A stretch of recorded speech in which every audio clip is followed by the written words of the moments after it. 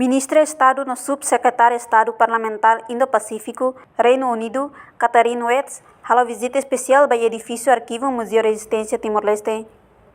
Diretor Executivo, Arquivo Museu Resistência Timorense, Jorge Alves, agradece ao Reino Unido, Nossa Senhora Catherine Wetz, nebe uluk hanesan ativista e Austrália, nebe apoio tebes Timor-Leste na luta de independência. Além deนี้, nós agradecer ao governo do Reino Unido, nebe Simona Timor-Wang Lubung, o serviço e sirenerain. No Timor-Leste, a nação foi reta independência, na coloque da nação Hotu, ato uma visita ao Arquivo Museu Resistência Timorense, hanesan fatin ato preserva a história Timor-Leste durante a ocupação de 24 anos. Nuni, considera a visita de importante tebes para Timor-Leste, especial para o Arquivo Museu Resistência Timor-Leste. Arquivo Museu Resistência Timor-Leste, Reino Unido, hoje a senhora é mais Catherine Wetz, e a senhora é muito ativista na Austrália. Segundo, estamos a cara a história do Reino Unido. Também temos que ir para a coisa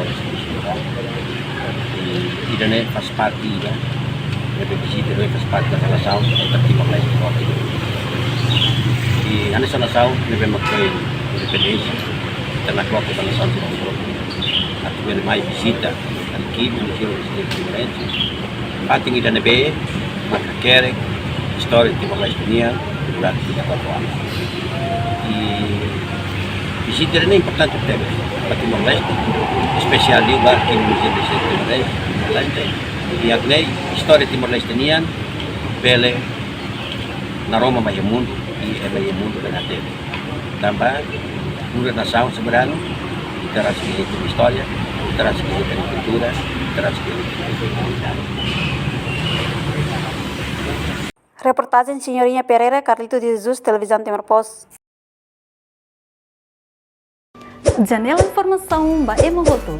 Atua tem informação atual dia Clio, kita haluha, hanehan botão subscribe, like, halo comentário no Fahia Tutang ba media sosial Hoto.